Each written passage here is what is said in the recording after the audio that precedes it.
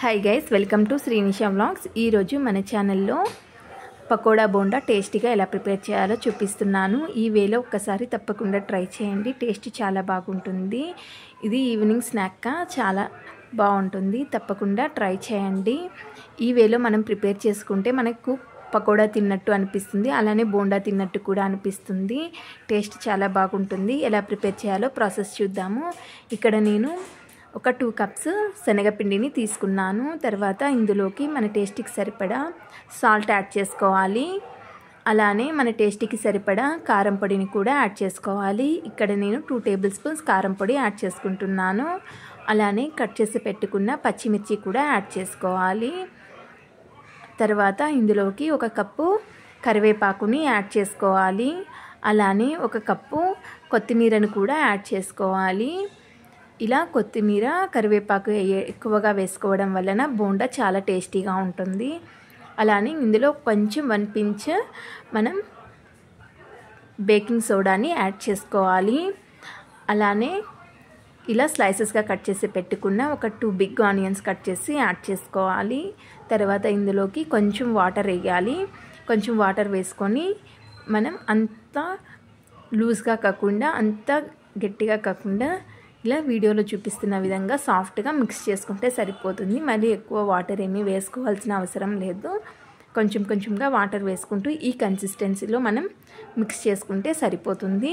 తర్వాత స్టవ్ మీద ఒక కడాయి పెట్టుకొని అందులోకి ఆయిల్ యాడ్ చేసుకోవాలి. ఆయిల్ లైట్గా హీట్ అయిన తర్వాత మనం ముందుగా మిక్స్ చేసి పెట్టుకున్న ఈ పిండిని ఆయిల్లో వేసుకొని ఫ్రై చేసుకోవాలి.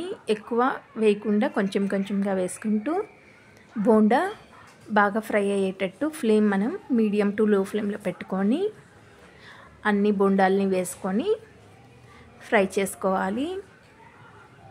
ఇలా చేసుకోవడం వలన బోండా లోపల కూడా బాగా ఫ్రై అయ్యి టేస్ట్ బాగుంటుంది. మనం హై ఫ్లేమ్లో పెట్టి ఫ్రై చేసుకోవడం వలన పైన మనకి ఫాస్ట్గా ఫ్రై అయిపోతుంది, లోపల అంత ఫాస్ట్గా మనకి ఫ్రై అవ్వదు. కాబట్టి మీడియం ఫ్లేమ్లో పెట్టుకొని ఇలా బోండా ప్రిపేర్ చేసుకుంటే మనకి క్రిస్పీగా టేస్ట్ బాగుంటుంది. ఇలా ఫ్రై అయిన తర్వాత ఒక బౌల్లోకి సర్వ్ చేసుకోవాలి. ఇలా అంత పిండిని వేసుకొని ఫ్రై చేసుకోవాలి. ఇది ఈవినింగ్ స్నాక్గా ఒక్కసారి తప్పకుండా ట్రై చేయండి. టేస్ట్ చాలా బాగుంటుంది. మీరు మళ్ళీ మళ్ళీ ఇలానే ప్రిపేర్ చేసుకుంటారు. ప్రాసెస్ కూడా ఏమీ ఎక్కువ లేదు, సింపుల్ ప్రాసెస్. వితిన్ 10 to 15 మినిట్స్లో మనం ప్రిపేర్ చేసుకోవచ్చు. చూడండి ఎంత సాఫ్ట్గా ఉందో బోండా. అందరూ చాలా ఇష్టంగా తింటారు. తప్పకుండా ఈ వేలో ఒకసారి ట్రై చేసి ఎలా వచ్చిందో నాకు కామెంట్స్లో చెప్పండి. ఈ వీడియో మీకు నచ్చినట్లయితే తప్పకుండా మన ఛానల్ని లైక్ చేయండి, షేర్ చేయండి, సబ్స్క్రైబ్ చేయండి. అలానే మరిన్ని టేస్టీ రెసిపీస్ కోసం మన ఛానల్ని తప్పకుండా సబ్స్క్రైబ్ చేసుకోండి.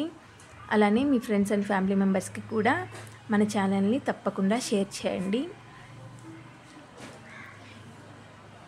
మనం ఇలా వర్షం పడేటప్పుడు, అలా వింటర్ సీజన్లో, రైనీ సీజన్లో ఇలా బోండా ప్రిపేర్ చేసుకొని తింటే మనకి చాలా హ్యాపీగా ఉంటుంది.